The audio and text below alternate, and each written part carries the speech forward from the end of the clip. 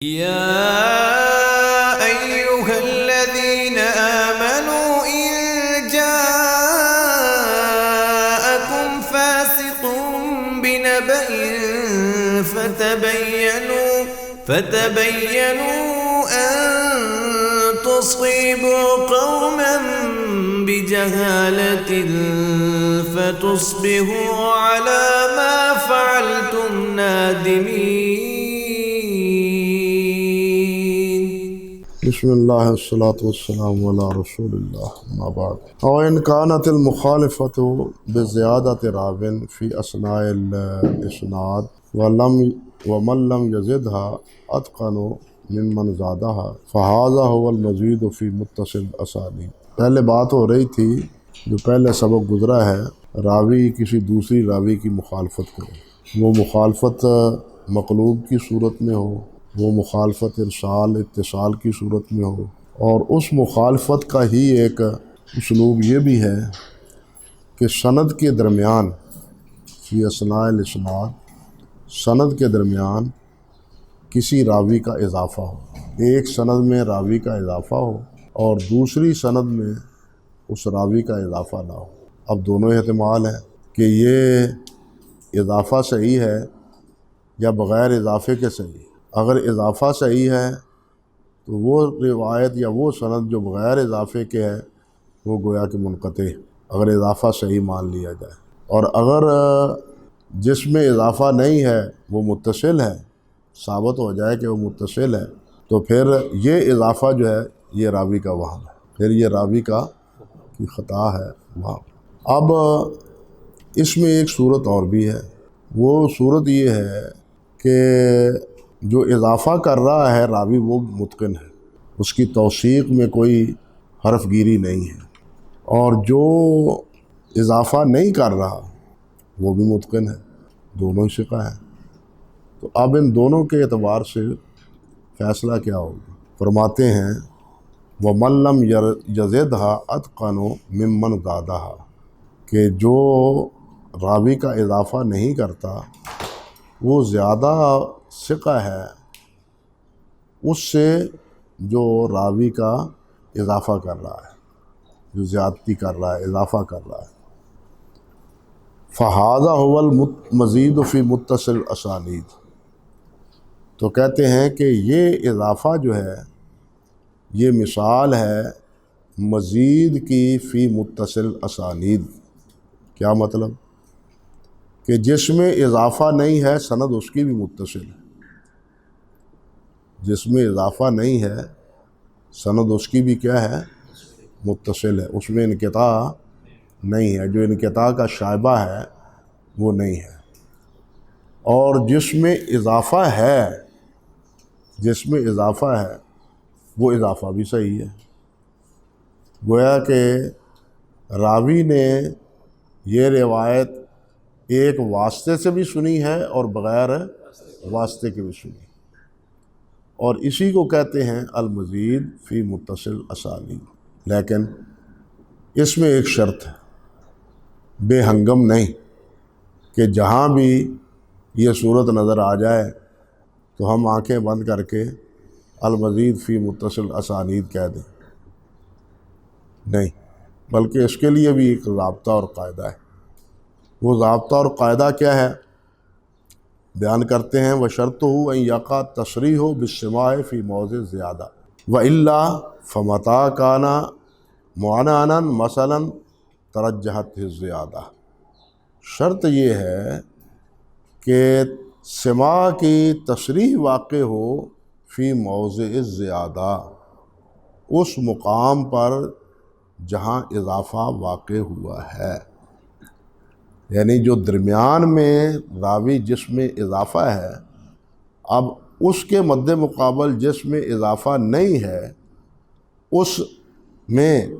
راوی اور مروی عنہ کا سماع موجود، یعنی جس میں اضافہ نہیں ہے اس میں سماع کی صراحت موجود ہو، یا مطلب کیا ہے؟ فی موضع زیادہ، زیادتی کی جگہ پر۔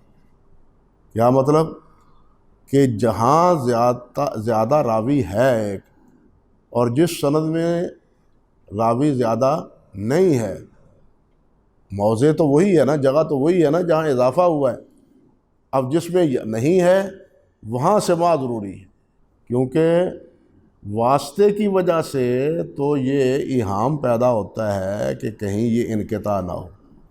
لیکن اگر سماع کی صراحت موجود ہوگی تو انقطاع کا شائبہ ختم ہو جائے گا۔ یہی بات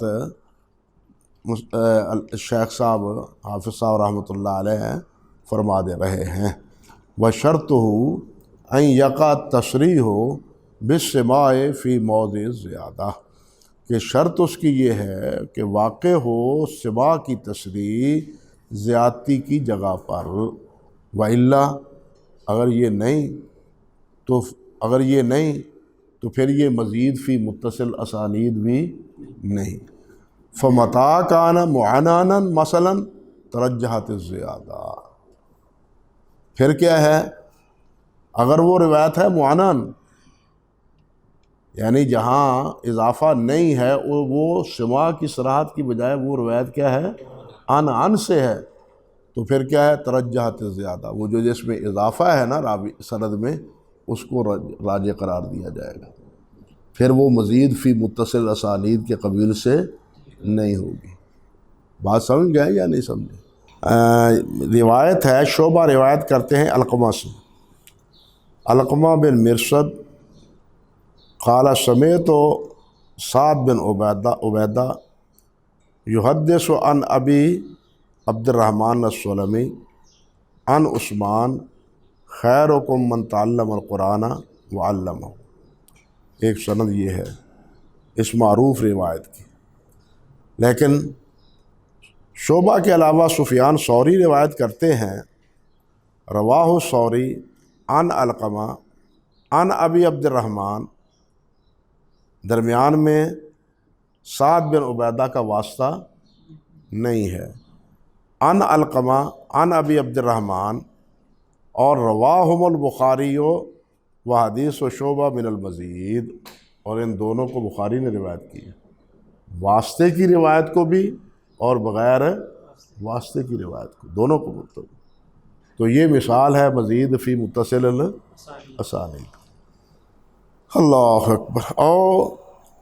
ان کانت المخالفت بابدالہ، اگر یہ مخالفت ہے راوی کے بدل دینے سے، ایک نے راوی کا نام کچھ لیا، دوسرے نے راوی کا نام کچھ اور لیا، ولا مرجحہ لأحد الروایتین علی الاخری، اور کسی ایک کو بھی دوسری روایت پر جو ترجیح کے ذرائع ہیں ان میں سے کوئی ذریعہ نہیں ہے، ترجیح دینے کے جو اسباب ہیں، جو ذرائع ہیں، تو وہ ان میں سے کوئی ایک بھی نہیں ہے۔ مثال کے طور پر ترجیح یہ ہے کہ ایک راوی، دونوں ثقہ ہیں بالفرض، لیکن ایک راوی وہ کثیر الصحبہ ہے، وہ کثرت کے ساتھ اپنے اس شیخ کے ساتھ رہا ہے، یا وہ ان دونوں میں سے کوئی ایک حافظ ہے، دوسرا حافظ ہے، حافظ ہے لیکن دوسرا کیا ہے، حافظ، یا یہ کہ ایک راوی وہ شیخین کا راوی ہے اور دوسرا جو ہے وہ سنن کا راوی ہے، یہ وجوہ ترجیح ہے نا راویوں کے مابین۔ تو ان وجوہ ترجیحات میں سے کوئی ایسی کوئی چیز بھی نہ ہو، کہتے ہیں ولا مرجحہ لأحد الروایتین علی الاخری، دوسری روایت پر کوئی ایک بھی ترجیح، وہاں ذریعہ ترجیح موجود نہ ہو، فہذا هو المضطرب، تو اسی کو کہتے ہیں مضطرب۔ کوئی راوی کسی کا کوئی نام لیتا ہے، دوسرا راوی کسی اور کا نام لیتا ہے، اور وہاں کوئی ذریعہ ترجیح نہیں ہے، تو اس روایت کو کیا کہتے ہیں، اضطراب۔ اور یہ آگے بتلاتے ہیں کہ یہ اکثر و بیشتر اضطراب سند میں ہوتا ہے، اور سند کا یہ اضطراب منتج ہوتا ہے اکثر و بیشتر متن پر بھی۔ اضطراب فی الاصل متن میں بھی ہوتا ہے، لیکن اس کا مبنا اصل جو ہے وہ سند پر ہوتا ہے، اس کا مبنا بھی جو ہے نا، متن کا مبنا بھی، متن کے اضطراب کا مبنا بھی وہ اصل کس پر ہوتا ہے، دار و مدار کس پر ہوتا ہے، سند پر ہوتا ہے۔ اللہ اکبر کبیرہ، اللہ اکبر کبیرہ۔ جس طرح کہ حدیث قلتین ہے، ہاں جی، یا حدیث ذوالیدین ہے، جس میں نبی علیہ الصلوۃ والسلام کی نماز کے صاحب کا تذکرہ ہے، ان دونوں کے بارے میں بڑی کوشش کی ہے علامہ نیووی نے کہ ان دونوں میں اضطراب ثابت کیا جائے۔ علامہ نیووی نے ان دونوں روایتوں میں بڑی طویل لاتعال بحث کی ہے کہ ان دونوں روایتوں کو کیا قرار دیا جائے، سند کے اعتبار سے مضطرب قرار دیا جائے۔ لیکن مولانا مبارک پوری رحمۃ اللہ علیہ نے ان کے اس اضطراب کو کیا کہا ہے، باطل قرار دیا ہے، حل کیا، وجوہ ترجیح بتلائے۔ بلکہ آپ حیران ہوں گے کہ علامہ طحاوی نے بھی قلتین کی روایت کو ضعیف قرار نہیں دیا اضطراب وغیرہ کی وجہ سے۔ انہوں نے اگر اس پر اعتراض کیا ہے تو یہ کیا ہے کہ قلتین کا وزن محمل ہے، سمجھے بھائی، قلتین کا وزن جو ہے نا، مقدار، وہ محمل ہے، اس لیے اس روایت پر پانی کے بارے میں کوئی فیصلہ نہیں کیا جا سکتا۔ انہوں نے بھی صحت کے اعتبار سے، طحاوی نے بھی اعتراض نہیں کیا۔ تو بہرحال یہ کر دیں، اضطراب کی اگر آپ مثال دیکھنا چاہتے ہیں تو وہ فتح الباری میں دیکھیں، فتح الباری، اللہ اکبر کبیرہ، مقدمہ فتح الباری میں، کتاب الطہارہ، صفحہ 368 میں، اللہ اکبر کبیرہ، صفحہ 368 اور 348، اللہ اکبر کبیرہ۔ لیکن قل ان یحکم المحدث علی الحدیث بالاضطراب بالنسبۃ الاختلاف فی المتن دون الاسناد، لیکن بہت کم ہے کہ کوئی محدث حکم لگائے کسی حدیث پر اضطراب کا بالنسبت الی الاختلاف، اختلاف کی نسبت سے، فی المتن، متن میں، بغیر سند کے، یعنی سند کے حکم پر اضطراب کا حکم نہ ہو بلکہ صرف متن پر ہو، یہ ہے لیکن بہت کم، بہت کم۔ اللہ اکبر کبیرہ، اللہ اکبر۔ وقد یقع الابدال عمدا لمن یراد اختبار و حفظہ امتحانا من فاعلہ، اللہ اکبر کبیرہ۔ کہتے ہیں کہ کبھی کبھی یہ تبدیلی عمدن بھی ہوتی ہے، یہ سند میں راوی کا اضافہ یا راوی کی تبدیلی، نام کی تبدیلی، یہ کبھی کبھی عمدن بھی پیش ہوتی ہے۔ اور یہ کیوں ہوتی ہے، کیوں کی جاتی ہے؟ کہتے ہیں لمن یراد اختبار و حفظ، جو اپنے مد مقابل دوسرے محدث اس کے حفظ کا اعتبار، امتحان لینا چاہتا ہے، جو اپنے مد مقابل جس کے سامنے وہ حدیث بیان کر رہا ہے، راوی کی کو تبدیل کر کے یا سند کو تبدیل کر کے وہ امتحان لینا چاہتا ہے کہ واقعی اس کو اسانید ازبر ہیں یا نہیں ہیں، یا یہ جن نے لائی گلی او دے نال ٹر چلی، جس نے جو لقمہ دے دیا اس کو اس نے صحیح قرار دے دیا، جس کے تانے بانے پھر تلقین کے ساتھ جا ملتے، سمجھے ہیں نا تلقین کو، جس کے تانے بانے پھر کس سے جا ملتے ہیں، تلقین سے۔ تو یہ اختبار کے لیے، اعتبار کے لیے، امتحان کے لیے بسا اوقات راوی کی تبدیلی کی جاتی، اور جو اس حقیقت کو نہیں سمجھتا، اس بات کو نہیں جانتا، وہ جو امتحان لیتے ہوئے راوی کی تبدیلی کی ہے، اب آئندہ بھی اسی نام سے اس روایت کو بیان کرتا ہے، حالانکہ امر واقعہ کچھ اور ہے۔ یہی بات سمجھانا چاہتے ہیں کما وقع للبخاری والعقیلی وغیرہما، جس طرح کہ امام بخاری رحمۃ اللہ علیہ کے بارے میں بغداد میں واقع ہوا معروف قصہ ہے، امام بخاری کے بارے میں بھی اور امام عقیلی کے بارے میں بھی۔ امام عقیلی کا یہ تفصیلاً ذکر اپنے الحافظ ذہبی رحمۃ اللہ علیہ نے تذکرۃ الحفاظ میں کیا ہے، اور امام بخاری رحمۃ اللہ علیہ کا یہ امتحان اور ابتلاء کا واقعہ خطیب بغدادی سے لے کے حافظ ابن حجر تک تمام ان کے تراجم لکھنے والے حضرات جو ہیں نا انہوں نے ذکر کیا ہے۔ اور یہ واقعہ، یہ امتحان متقدمین ائمہ میں سے امام شعبہ بالخصوص رحمۃ اللہ علیہ بہت لیتے تھے۔ جہاں پہنچتے کسی شیخ کی مجلس میں تو کوئی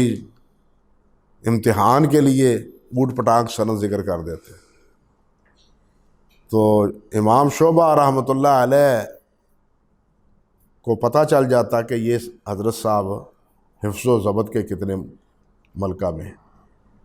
فضل بن دقین رحمۃ اللہ علیہ کے پاس جب پہنچے ہیں امام احمد بن اپنے امام شعبہ رحمۃ اللہ علیہ، تو ان کو روکا بھی گیا امام شعبہ رحمۃ اللہ علیہ کو کہ آپ ان کے پاس کوئی بات ایسی نہ کریں، یہ بڑے مضبوط آدمی ہیں اور مضبوط حفظ کے مالک، لیکن امام شعبہ اپنی خصلت سے باز نہ آئے۔ انہوں نے امام فضائل بن دقین رحمۃ اللہ علیہ کے سامنے سند پڑھی، وہ سمجھ گیا، انہوں نے لت ماری شعبہ نے، رڑتے ہوئے ہو گیا۔ یہ واقعہ فضل بن دقین کے ترجمہ میں حافظ نے بھی ذکر کیا ہے۔ حافظ ابن حجر رحمۃ اللہ علیہ نے تہذیب التہذیب میں فضل بن دقین کے ترجمے میں یہ ذکر کیا ہے۔ اللہ اکبر کبیرہ۔ اور امام بخاری رحمۃ اللہ علیہ کا یہ واقعہ، جس طرح میں نے پہلے ذکر کیا ہے، تاریخ بغدادی میں، تاریخ بغداد سے لے کے یہ حافظ ابن حجر رحمۃ اللہ علیہ تک، حافظ سخاوی تک، سب حضرات نے ذکر کیا، لیکن اس پر ایک اعتراض ہے، ابن عدی نے بھی ذکر کیا ہے، ابن عدی رحمۃ اللہ علیہ نے بھی، کہ ابن عدی اس کو ذکر کرتے ہیں کہ ہمارے مشائخ نے یہ بات کہی ہے۔ تو ان واقعات میں جو حضرات سند کے راوی ڈھونڈنے کی کوشش کرتے ہیں، وہ کہتے ہیں یہ تو واقعی صحیح نہیں ہے، یہ واقعہ صحیح نہیں ہے۔ ہماری بعض کتابوں میں اس پر نقد بھی موجود ہے، موجودہ دور میں، سابقہ دور میں نہیں۔ موجودہ دور میں اس واقعے پر شاید آپ کو علم ہوگا ہی، نقد موجود ہے کہ اس کی تو سند مجہول ہے، حالانکہ اس کے بارے میں فتح المغیث میں حافظ سخاوی رحمۃ اللہ علیہ نے فرمایا ہے، لفظ ہے ان کے کہ لا یضر جہالت شیوخ ابن عدی فیہا فإنہم عدد ینجبر جہالتہم، ینجبر جہالتہم۔ وہ فرماتے ہیں کہ ابن عدی کہتے ہیں حدثنا مشائخنا، ہمارے مشائخ نے یہ بات بیان کی ہے۔ واقعات جو ہوتے ہیں نا اپنے مشائخ سے، وہ اسی طرح روایت کی جاتی ہے۔ آج کل ہم اپنے شیوخ سے بات کریں تو یہی ہم کہتے ہیں ہمارے شیوخ سے یہ بات ہمیں پہنچی ہے۔ آج بھی کہا جاتا ہے نا کہ ہمارے شیوخ سے ہمیں یہ بات پہنچی ہے، یعنی ساری باتیں تو سامنے نہیں ہوتی، اس شیخ سے کبھی کسی کے واسطے سے، کبھی کسی کے واسطے سے، کبھی کسی کے واسطے سے، تو ہم کہتے ہیں یار شیخ صاحب سے ہمیں یہ خبر بھی پہنچی ہے، ہم اس پر تو اعتماد کرتے ہیں، لیکن ابن عدی کے مشائخ پر اعتماد نہیں کرتے۔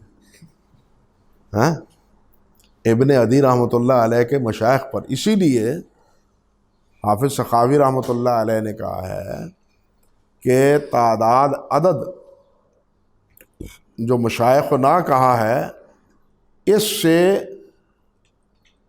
شیخ کے مجہول ہونے کی جو علت ہے وہ منجبر ہو جاتی کہ وہ بیان کرنے والا ایک نہیں ہے بلکہ کیا ہیں، متعدد ہیں، اور جب متعدد روایت کرنے والے ہوں بغیر نام کے بھی تو ایک دوسرے کے لیے وہ تائید کا ذریعہ اور سبب بن جاتے ہیں واقعات کے اعتبار سے، بلکہ یہ چیز بسا اوقات احادیث میں بھی پائی جاتی ہے اور اس کا اعتبار بھی کیا جاتا ہے۔ یہ علیحدہ بات ہے، کبھی وقت آیا تو انشاءاللہ عرض کروں گا۔ دوسری بات یہاں یہ ہے، معروف بات ہے علامہ مزی رحمۃ اللہ علیہ کی، کہ امام مزی رحمۃ اللہ علیہ وہ تشریف فرما تھے تو ان کے سامنے ابن عبد الہادی، علامہ ابن عبد الہادی رحمۃ اللہ علیہ نے اسی طرح اسانید پیش کی تبدیل کر کے، ان کے سامنے اسانید کچھ پیش کی تبدیل کر کے، تو علامہ مزی نے جواب دیا ما انا من البخاری، ما انا البخاری، میں بخاری نہیں ہوں، خاموش رہو۔ یعنی علامہ مزی نے بھی امام بخاری کے اس امتحان کی تصدیق کی ہے، بات سمجھے گا نا؟ یہ سخاوی نے ذکر کیا ہے فضل المغیث میں جلد 2 صفحہ 137 میں، ہاں جی، ما ہوا انا ذل بخاری ذاک البخاری، میں وہ بخاری نہیں ہوں، ہاں وہ امام بخاری ہی تھے رحمۃ اللہ علیہ، ہاں کہ 100 آدمی اٹھ کے کھڑے ہو گئے، 10 نے، ہر آدمی نے بیان کی روایت اپنی اپنی، ہاں جو تبدیل ان کے ذہن میں پروگرام کے مطابق تبدیل شدہ تھی، تو حضرت امام بخاری رحمۃ اللہ علیہ نے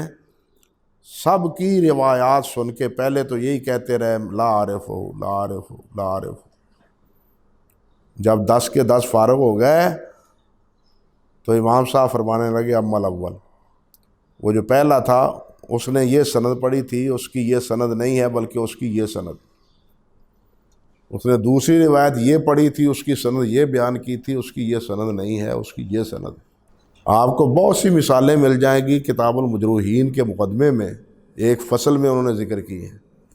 کہ محدثین رحمہم اللہ کو یہ اللہ تعالیٰ نے ملکہ عطا فرمایا تھا کہ وہ کسی سند کو دیکھ کے سمجھ جاتے تھے کہ یہ متن اس سند کا سے مروی نہیں ہے، یہ متن اس سند سے مروی نہیں ہے، یہ متن فلاں سند سے مروی، اس سند سے مروی نہیں ہے۔ یعنی اس کی کئی مثالیں ہیں مجروحین کے مقدمے میں امام ابن حبان رحمۃ اللہ علیہ نے بھی پیش کی ہے۔ بلکہ عجیب بات یہ ہے کہ حافظ ابن حجر رحمۃ اللہ علیہ کی ایک کتاب چھپی ہے موجم المفارس، یہاں بھی شاید ہوگی، موجم المفارس میں ایک روز میں دیکھ رہا تھا تو ایک نام آیا انتخاب البخاری لأحادیث اہل بغداد، غالباً یہ نام، انتخاب البخاری لأحادیث اہل بغداد، یہ رسالہ۔ ابن بشکوال کہتے ہیں کہ یہ انتخاب اہل بغداد کے لیے انہی روایات پر مشتمل ہے جو ان کے سامنے تبدیلی کی صورت میں پیش کی گئی تھی۔ اب اس بارے میں تو امام بخاری میں نے صحیح روایات کا پر مشتمل رسالہ لکھ دیا اور ہم سند کو ڈھونڈ رہے ہیں، بات سمجھے میری بات سمجھ، ہم سند پر ڈھونڈ رہے ہیں کہ ابن عدی نے مشایخ کہا ہے اور مشایخ مجہول ہیں، ہاں، جبکہ ان روایات کو امام بخاری نے ایک جز میں جمع کر دیا ہے اور وہ مقروء ہے حافظ ابن حجر پر، حافظ نے اس کی قرات کی ہے۔ موجم المفارس میں انہی کتابوں کا انہوں نے ذکر کیا ہے جن کتابوں کی قرات انہوں نے اپنے مشائخ پر کی ہے، اور اس میں امام بخاری کی اس کتاب کا بھی ذکر انہوں نے کیا ہے۔ اللہ اکبر کبیرہ، اللہ اکبر کبیرہ۔